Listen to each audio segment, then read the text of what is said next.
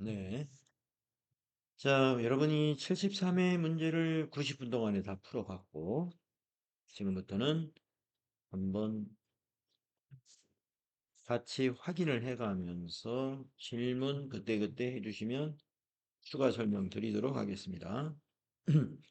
자, 73회의 이론 문제는 여러분 어떻게 풀으셨을까요? 자, 1번의 문제는 재무제표의 기본 가정을 네모 박스에 써놨는데, 여러분 재무제표 기본 가정이다 그래가지고 우리 교과서에 계속기업의 가정, 기관별 보고의 가정, 기업 실체의 가정이라고 요 세 가지가 우리 교과서에 있는 내용입니다. 이 세 가지가. 자, 이 세 가지 중에 이게 무엇에 대한 설명이냐를 찾는 거죠. 재무제표의 기본 가정 또는 회계의 기본 가정이라고도 해요. 회계의 기본 가정. 자, 네모박스에 있는 내용을 보면은 지배 종속 관계에 있는 회사들의 경우에는 지배 회사와 종속 회사는 단일 법적 실체가 아니지만 단일의 경제적 실체를 형성하여 하나의 회계로서 연결 재무제표라는 것을 별도로 작성하는 대상이 된다. 이것은 이제 우리가 여기에 어떤 가정 때문에 그러냐 하면은 기업 실체의 가정이라는 것 때문에 연결 재무제표라고 하는 것을 우리가 작성해야 되는 대상이 될 수 있는 것입니다. 뭐 우리 기업 실체의 가정은 이런 예, 그 연결 재무제표 작성 대상이 되는 것도 있지만은 기업주와 기업은 독립되어 있는 것이다. 이것도 이런 설명도 기업 실체의 가정을 설명한 것이죠. 답은 4번이었어요. 그 다음에 두 번째 거는 이거 여러분 조금 아마 이게 어떻게 구하라는 것인지 좀 당황했을지 모르겠는데 매출 원가를 계산하는 거잖아요. 매출 원가.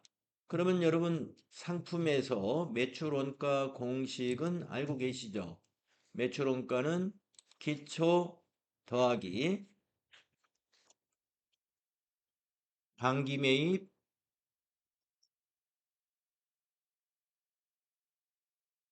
빼기 기말 재고액이 바로 매출 원가인 것이죠. 이거 아주 중요하다고 여러분에게 아마 앞에서 뭐 결산과 관련해 가지고 설명할 때도 그랬고 이 매출 원가 구하는 공식을 모르면 아주 이 여기저기서 많이 막혀요. 그러니까 아주 중요하다 그랬습니다. 또 여기 데이터에서 이걸 찾으면 돼요. 자, 기초가 여기 나와 있죠. 12만 원. 그 다음에 단기 매입은 우리가 구해야 되죠. 없어요. 지금 단기 매입은 우리가 구해야 돼요. 그 다음에 기말 나와 있죠. 15만 원. 예. 이렇게 계산을 하면 됩니다. 근데 단기 매입을 어떻게 알려주냐면 간접적으로 알려준 거예요. 기초 채무, 기말 채무, 매입 채무를 갚은 거. 자, 이걸 왜 알려줬냐면은 우리 회사는 모든 상품을 외상으로 매입한대요. 외상 매입. 그러니까 외상매입금 원장에서 단기 매입한 거지. 외상매입금 단기 외상매입금이 바로 단기 매입에 해당되는 거예요. 예. 상품 계정에 가서도 알 수 있지만 여기서는 상품 계정을 알려주는 게 아니라 외상매입금 계정을 알려준 거예요. 그게 그거니까. 자, 모든 상품은 외상으로 매입했기 때문에 단기의 외상 매입이나 상품 계정에 가서 단기 매입이나 같은 거야 이거죠. 그러면 이걸 가지고 여러분이 이제 메모지에다가 이렇게 외상 매입금 원장을 한번 써보는 거예요. 외상 매입금. 자, 기초 매입 채무, 기초 외상 매입이다 이겁니다. 여러분 부채의 잔액은 기초가 어디에 있는 거예요? 대변에 있는 거죠. 그 다음 기말 매입 채무. 기말은 차기로 이월되는 거니까 차변에 있는 거죠. 기초하고 기말은 반대쪽에 있는 겁니다. 그 다음에 매입 채무의 현금 지급액. 자, 외상매입금을 갚았다 이거죠. 외상매입금을 갚으면 부채 감소니까 부채 감소 차변에 기입하죠. 자, 이걸 마감을 한번 해보는 거예요. 차변합계 54만 5천 원. 대변합계도 54만 5천 원으로 마감이 되는 것인데 바로 이 자리에 들어갈 금액이 뭐냐면 당기 외상매입금입니다. 이게. 당기 외상매입금이 이 저 빈 박스 괄호 안에 들어가는 거예요. 자, 54만 5천 원에서 8만 원을 여러분이 빼보시면 알 수 있다 이거죠. 예. 계산기를 꺼내가지고 54만 5천 원이 합계 금액이잖아요. 거기서 빼기 기초 8만 원을 빼내면 단기 외상매입금은 46만 5천 원이다. 46만 5천. 그래서 여기다가 46만 5천 원을 넣어가지고 계산해 보면 나온다 이거. 12만 원에다가 46만 5천 원을 더해서 마이너스 기말 15만 원. 이게 매출원가입니다. 그러면 43만 5천 원이 나오죠. 그래서 2번이 답이었다. 예.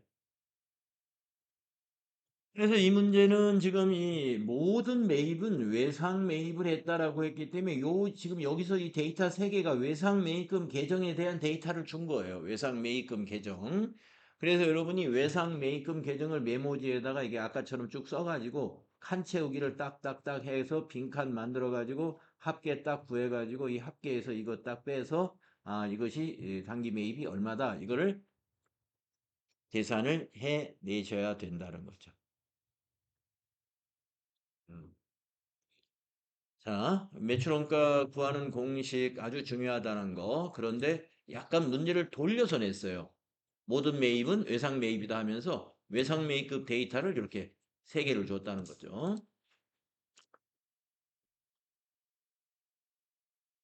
다음에 3번 문제는 사채 할인 발행 차금이 얼마냐 이렇게 물어본 문제잖아요.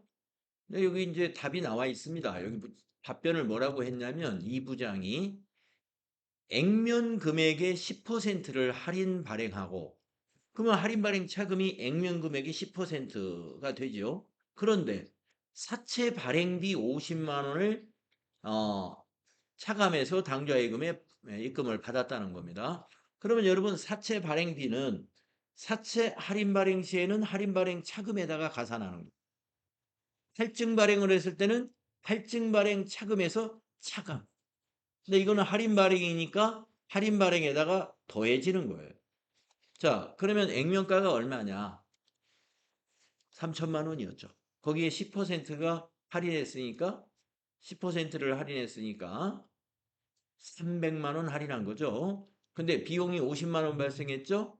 그래서 사채 할인 발행 차금은 4번이 답이었습니다. 350만 원이 사채 할인 발행 차금이었다. 3천에 10%면 300만 원. 예. 그 발행 비용 때문에. 예. 사채 발행 비용은 사채 할인 발행 차금에다가 가산한다 이거예요.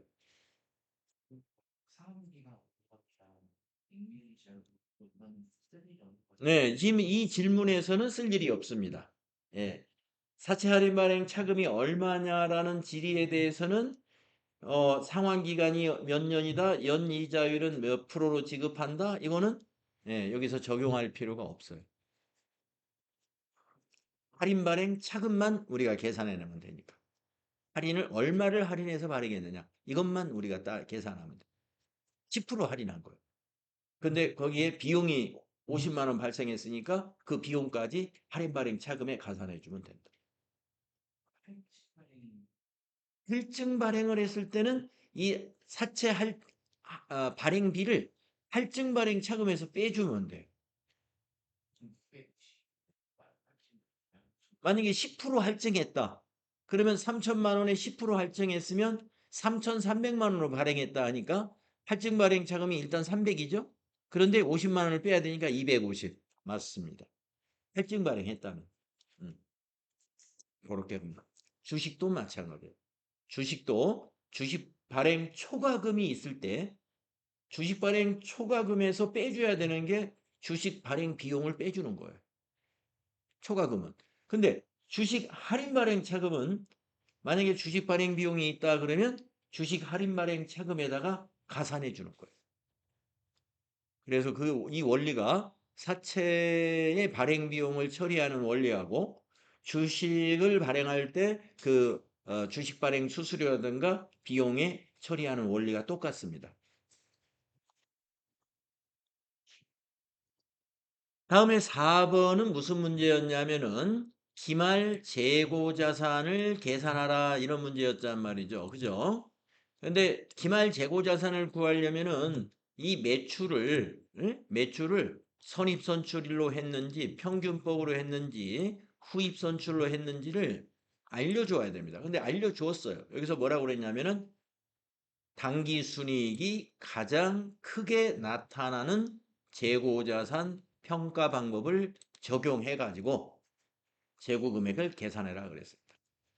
자, 우리가 당기순이익이 가장 많이 크게 나타나는 재고자산 평가 방법 크기 순으로 이제 외우는 거 여러분 필요하다고 그랬잖아요. 선, 이, 총, 후.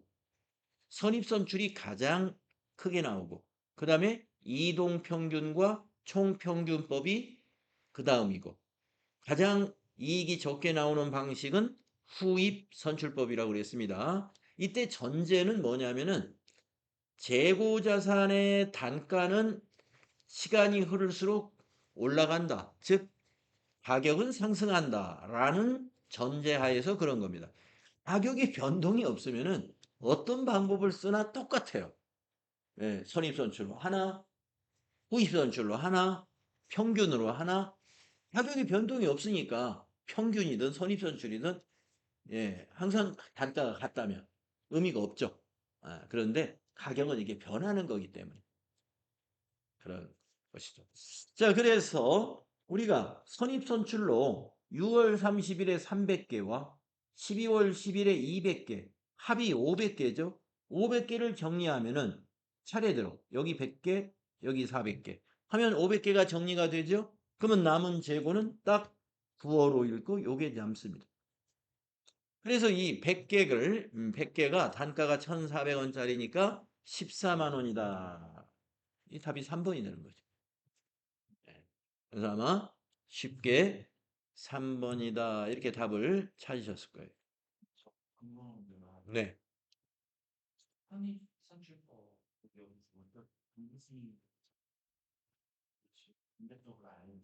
네. 그렇죠.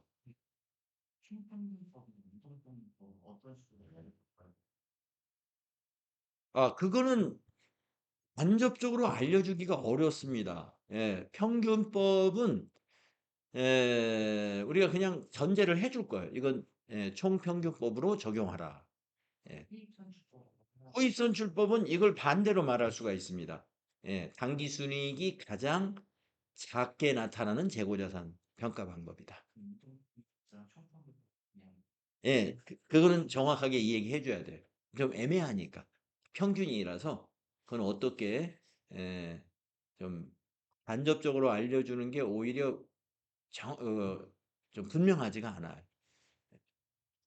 그러니까 이 평균법 적용이라는 건 가장 무난한 방법이거든요. 오해를 배제할 수가 있어요. 평균법. 우리 회사가 재고자산의 평가를 평균법으로 하고 있다. 이동평균이든 뭐 총평균이든 간에 평균법을 적용한다 그러면 수익을 조작하려고 하는 의도가 전혀 없다. 예, 그냥 무난한 방법을 쓰고 있는 거예요. 예, 그런데 선입선출이나 후입선출은 오해의 소지가 있는 거예요. 오해의 소지가. 예. 물, 그, 물류의 흐름에 맞게끔 처리하는 건 선입선출이 맞아요. 왜냐? 대개 모든 재화는 선입선출로 판매가 일어납니다. 우리가 제품을 먼저 만든 것을 먼저 파는 거잖아요. 그게 이제 실제 흐름과 굉장히 유사한 거예요. 그러기 때문에 선입선출도 이익이 물론 많이 나는 방법이지만은 이게 그 물류의 흐름에 실제 흐름에 잘 부합되는 방식이에요. 가장 오해받을 수 있는 건 후입선출일 수가 있어요. 후입선출. 후입선출은 뭐냐면은 먼저 생산된 것이 나중에 판매된다는 그런 전제거든요. 최근에 생산한 것을 먼저 파는 걸로. 이렇게 하게 되면 최근에 만든 건 원재료라든가 인건비라든가 이런 게 최근에 비용이 반영되기 때문에 가장 비싸게 만들어진 원가예요.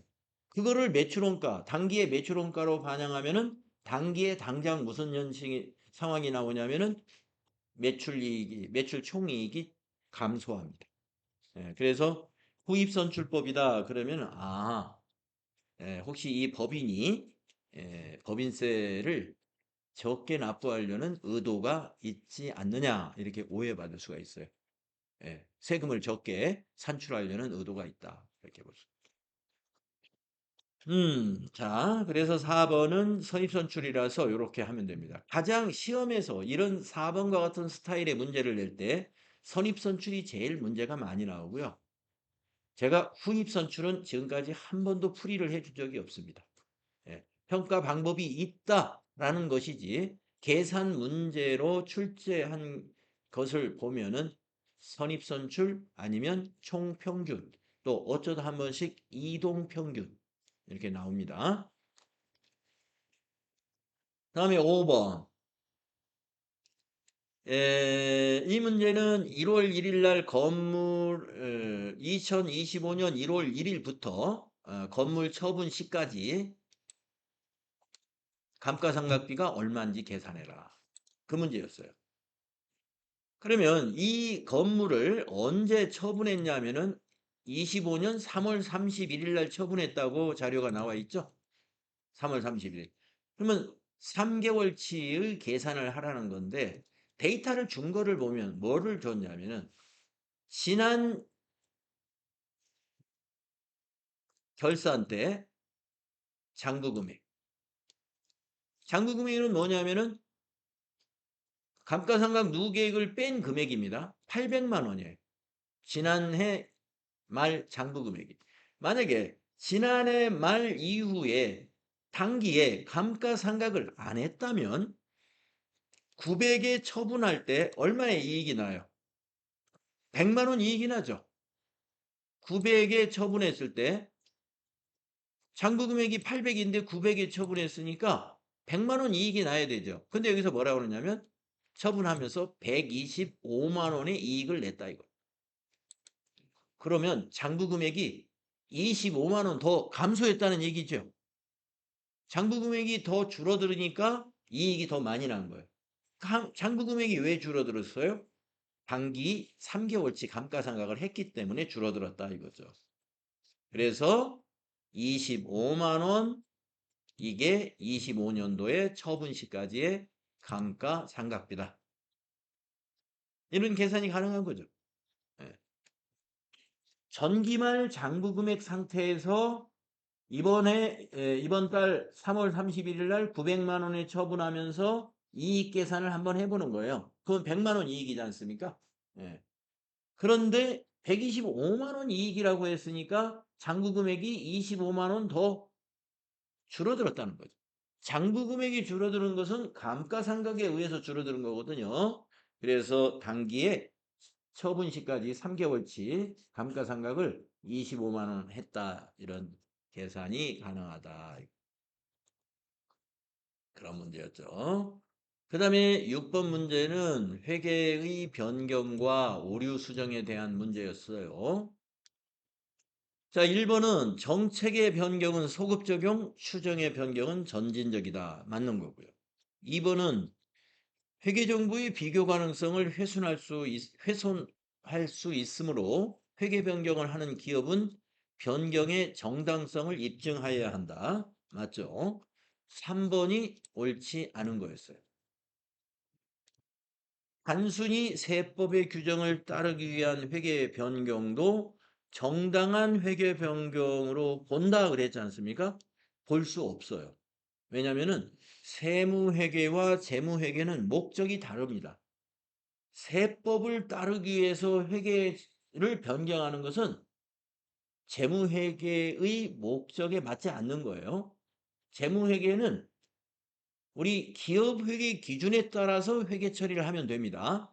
법인세법이나 소득세법의 규정에 따를 필요가 없다 하는 거예요.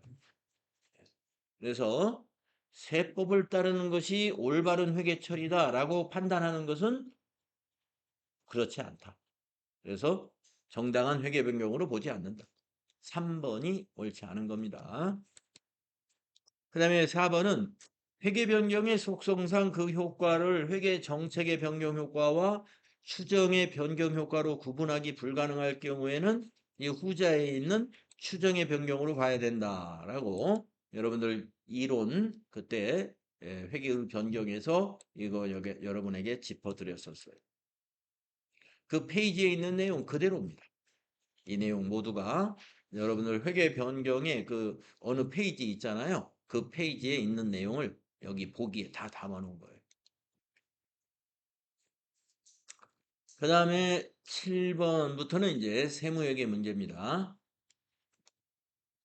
부가가치세 과세 대상 용역의 공급이 아닌 것은 네, 과세가 아닌 용역의 공급 뭐냐? 산업재산권이 무형자산이죠. 대여했다. 그러면 용역의 공급이고 과세합니다. 대여비 받았을 거 아니에요? 과세하죠. 2번 특수관계인에게 사업용 부동산을 무상으로 임대한다. 우리가 임대업이 용역이죠. 임대업이 용역입니다. 용역의 무상 공급은 원칙으로 과세가 아니에요. 그런데 딱 예외인 것이 이거 하나예요. 특수관계인에게 사업용 부동산을 무상으로 공급할 때는 과세한다. 이렇게 돼 있죠. 그래서 2번도 맞아요. 사업자의 이제 특수관계인 또는 법인 같으면은 법인의 특수관계인 이렇게 나눠 볼 수가 있는데 개인 사업자로 말하면은 특수관계인이라 그러면 가족관계입니다. 배우자라든가 자녀라든가 직계 존속 이런 또는 저기 형제 자매까지 이런 특수관계인이고 법인으로 본다면은 주주들입니다. 예, 주주관계. 뭐 소액 주주가 아니라 중요한 대주주. 법인은 이제 대주주나 또는 경영진, 경영진과의 가족관계 이런 거는 특수관계라고 볼 수가 있죠. 그래서 이 사업용 부동산이라 하면은 우리가 이제 임대 사업자가 사업용으로 취득한 부동산이 사업용 부동산이에요. 예. 가정주택 같은 게 아니고 내가 살림하려고 살고 있는 사업자가 살림살이 하고 있는 그런 주택이 아니고 사업용 부동산이다. 그러면 뭐 임대 사업자가 사업 목적으로 보유하고 있는 그 부동산을 사업용 부동산이라 하는 거예요. 자, 이건 과세예요. 2번. 그래서 이것도 과세고. 그 다음에 3번. 시내버스 용역. 이거는 뭐죠? 면세입니다. 면세. 그래서 3번이 여기선 답이죠. 예. 우리가 면세에서 택시는 과세고 시내버스 면세. 여러분 배우셨죠? 예. 그래서 3번이 과세 대상이 아니다. 4번은 뭐예요? 건설업자가 건설 용역을 제공하면서 건설자재의 일부를 부담하는 경우. 이것도 용역의 공급이죠. 건설은 자재를 부담하든 안 하든 건설 업체가 제공하는 모든 것은 다 용역입니다. 건설업자가 자재를 사가지고 건설을 했든 건설업자는 자재를 건축주에게 받아가지고 공사를 했든 그 여부에 관계없이 건설업은 전부 용역회사예요. 용역회사. 제조회사가 아니에요. 건설업은. 그래서 용역업입니다. 그래서 건설업은 과세죠. 그래서 용역의 과세 해당이 되죠. 네. 면세라는 거죠. 예. 우리가 운송 용역이라고 그러죠. 버스 또는 택시, 관광버스, 전세버스라고도 하죠. 이런 것으로 구분할 수가 있는데 시내버스는 면세, 전세버스나 택시는 과세. 예, 이렇게 되죠. 자, 그 다음에 8번은 부가가치세 문제인데 이런 뭐를 물어봤냐면은 이를 토대로 부가가치세 매출세액을 계산하면 얼마냐 이렇게 물었어요. 매출세액. 자, 상품 매출액에서 10%, 1,800만 원이 매출세액이죠. 그 다음에 내국 신용장에 의해서 상품을 매출한 것은 영세율입니다. 0원입니다. 세액이. 그 다음에 차량 운반구를 처분했습니다. 2천만 원. 여기에 대한 세액은 200만 원이 매출세액이죠. 그 다음에 라번을 보면은 개인적, 대표이사가 개인적 용도로 상품을 사용했어요. 그러면, 그리고 그 상품의 매입세 공제는 받았다고 했으므로 시가에 의해서 부가세를 신고해 줘야 됩니다. 시가가 600만 원이면 60만 원이 매출세액으로 신고가 돼야 돼요. 자, 그래서 이걸 더하면 2,060만 원이 나오죠. 그래서 2번이 답이었습니다.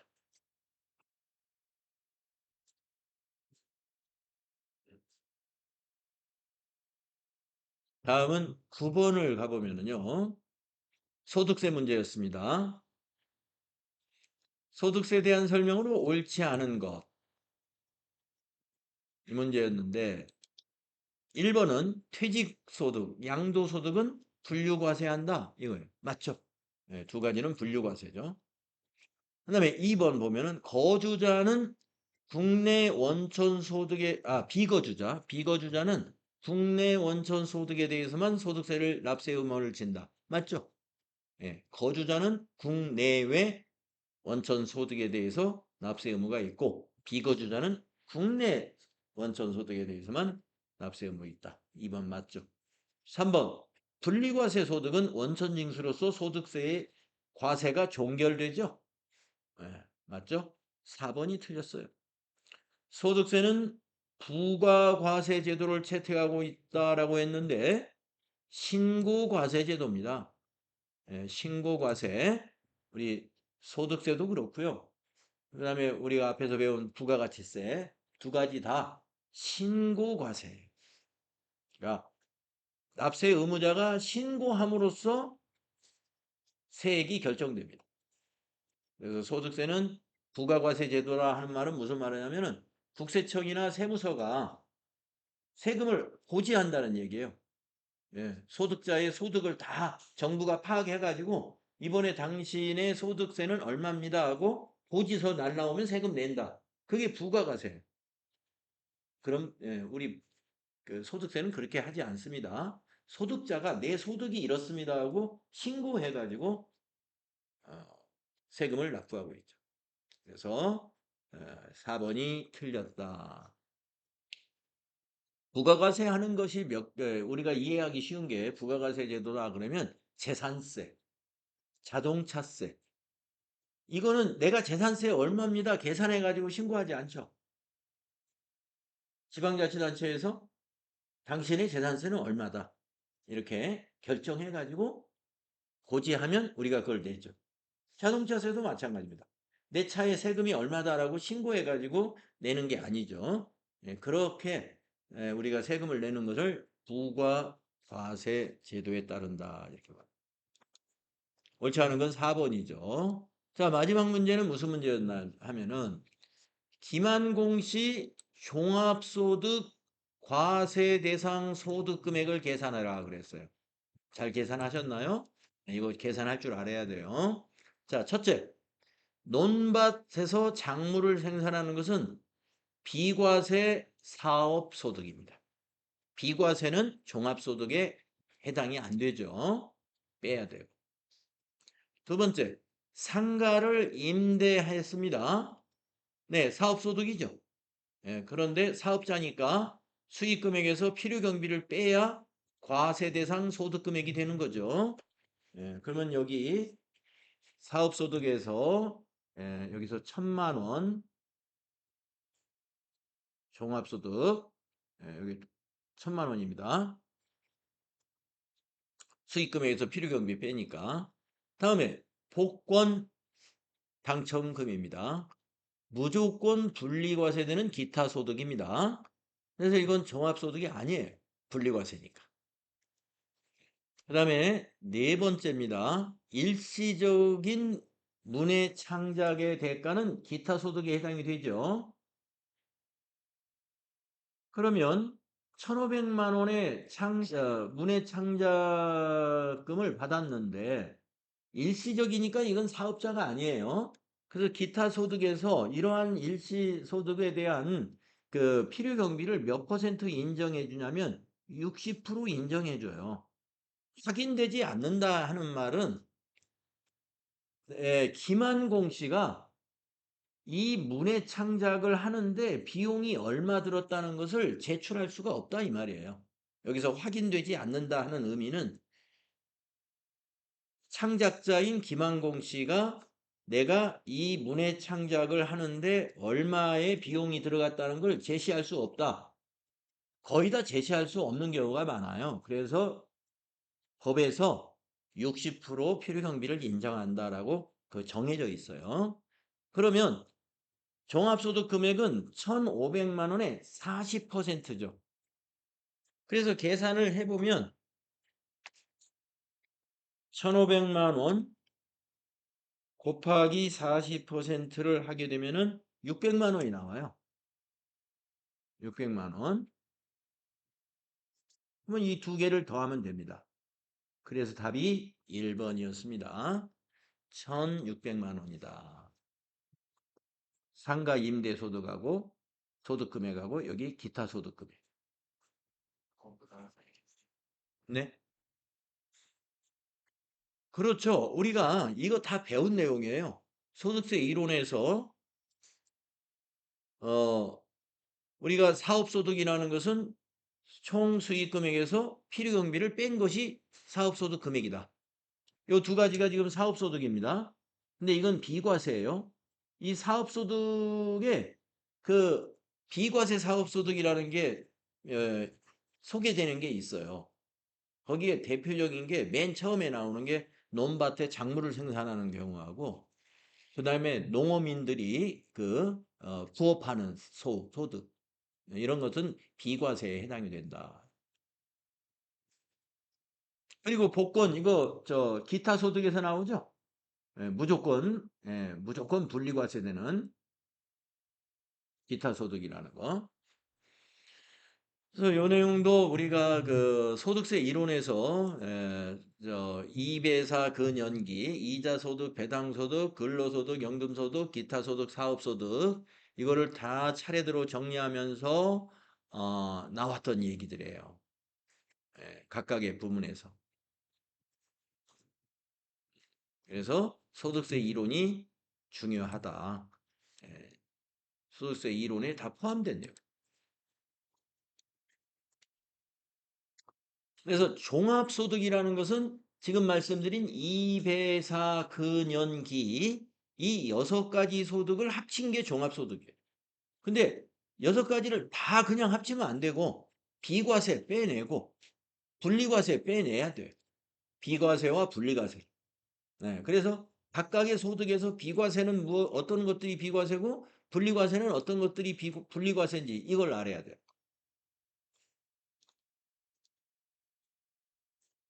그리고 만약에 여기 내용 중에 김한공 씨가 양도소득이 얼마 있다 이렇게 만약에 여기에 수익금액으로 넣었다고 봐요. 그러면 그건 포함시켜야 돼요? 빼야 돼요? 빼내야 됩니다. 왜냐? 종합소득이 아닙니다. 양도소득은 아까 몇 번 문제에서 나왔었죠? 예. 9번의 1번 보기에서 퇴직소득과 양도소득은 다른 소득과 합산하지 아니하는 분류과세에 해당되는 소득세예요. 그래서 보기에 만약에 퇴직소득이 얼마 있다, 양도소득이 얼마 있다 하면은 종합소득 금액을 산출하라 할 때 무조건 그건 빼내야 돼. 분류과세니까. 근데 지금 보기에 없죠? 이 사람의 양도소득이나 또는 퇴직소득에 대한 얘기는 없습니다. 예. 물론 이 사람은 지금 어, 사업자이기 때문에 뭐 상가도 가지고 있고 하니까 예, 퇴직소득이 없을 수는 있지만 이 사람이 개인 예, 또 사업을 하면서 또 직장에도 다니고 있다 그러면 퇴직소득이 발생할 수도 있죠. 네, 이런 문제였습니다. 그래서 여러분이 이론에서 이 정도에서 좀 어렵다고 생각하는 거 한 두세 개 실수로 틀린 것까지 그렇게 잡고 7개는 맞춰야 되지 않느냐. 저는 그렇게 생각을 해요. 그래서 10개 다 맞추면 가장 좋겠죠. 예, 하지만 아직 여러분이 준비가 아직 다 되어 있다고는 볼 수 없기 때문에 7개 정도는 맞춰내야 된다. 이런 생각을 합니다. 다음은 이제 실무 수행으로 한번 가보면요. 클라이밍이라는 회사로 출제를 했는데 첫 번째 문제는 그 제품 운반비 지급한 것입니다. 그렇죠?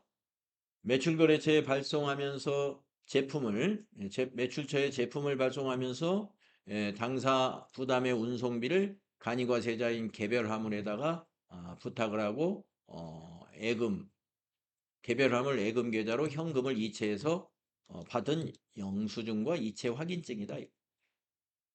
그래서 거래자료 입력하시오 할 때 우리는 어떻게 입력을 해야 되느냐? 3월 15일에 차변의 운반비 800번대 운반비죠. 대변의 현금이니까 저는 출금전표로 작성을 했습니다.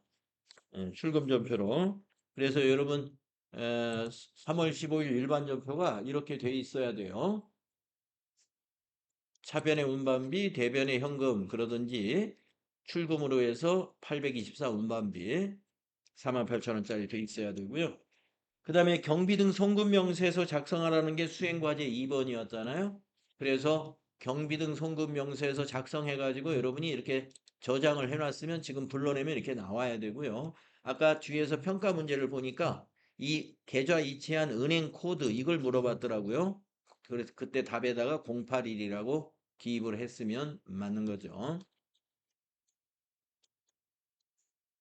그 다음에 두 번째 문제가 오토바이 천국이라는 거래처가 파산했다는 거죠. 파산해가지고 우리가 빌려준 미수금, 미수금이 회수 불가능하게 돼서 대손 처리한다는 거예요.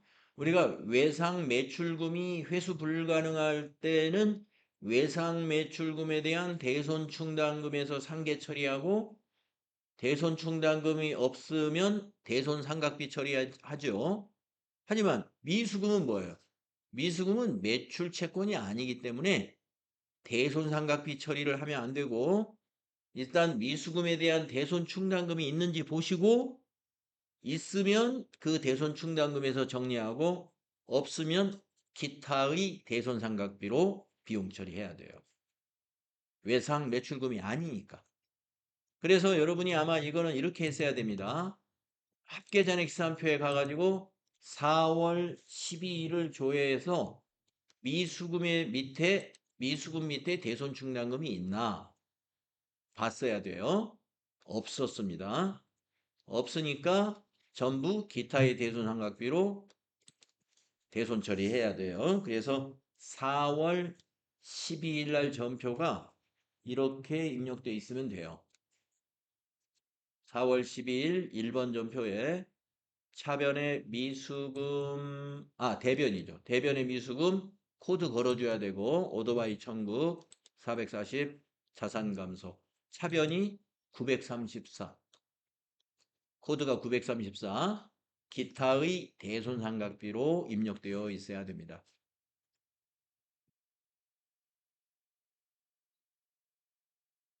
네.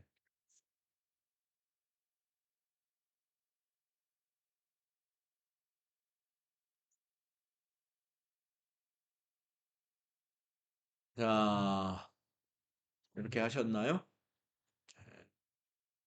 그 다음에 여기까지 하고 우리 쉬었다 하겠습니다. 기타 일반 거래 문제인데요. 4월 21일 거래인데 제가 전표 날짜를 지금 보니까 4월 12일로 21일인데 4월 12일로 입력했네요. 네, 날짜 틀렸는데 뭐 정답 맞추는 데는 지장은 없을 것 같은데 하여튼 날짜는 틀렸네요.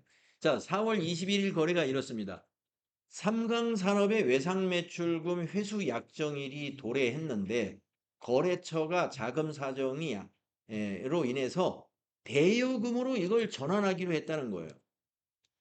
여러분 외상매출금으로 놔주지 않고 대여금으로 전환하는 것은 어떤 이득이 있을까요? 우리 회사 입장에서는 대여금은 이와 같이 이자를 붙여서 돈을 빌려주는 차용증을 써주는 거기 때문에 이자를 받을 수가 있어요. 이자.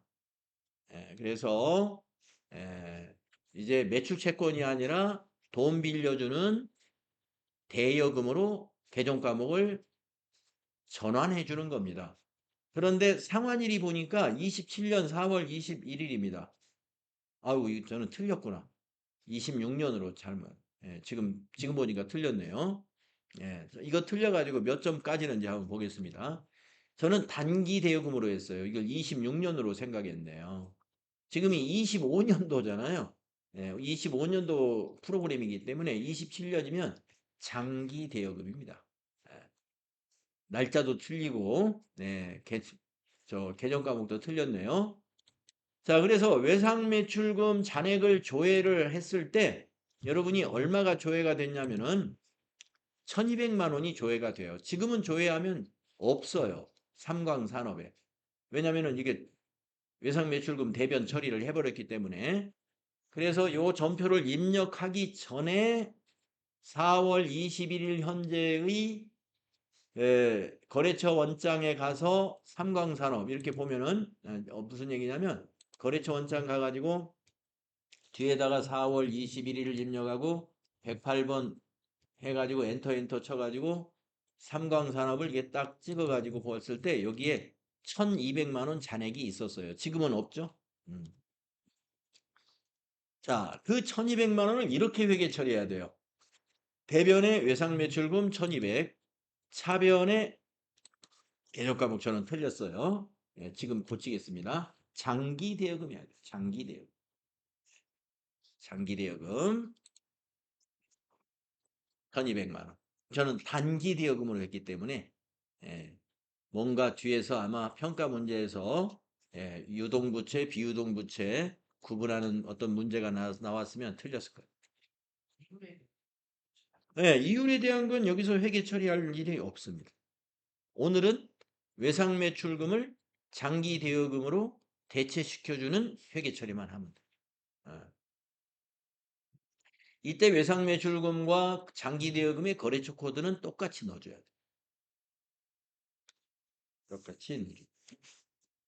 이율에 대한 것은 여기서 회계 처리할 사항은 없어요. 그 시점에서는. 자, 그러면 좀 쉬었다가 다음 시간에 부가가치세 관리 점검해 보도록 하겠습니다.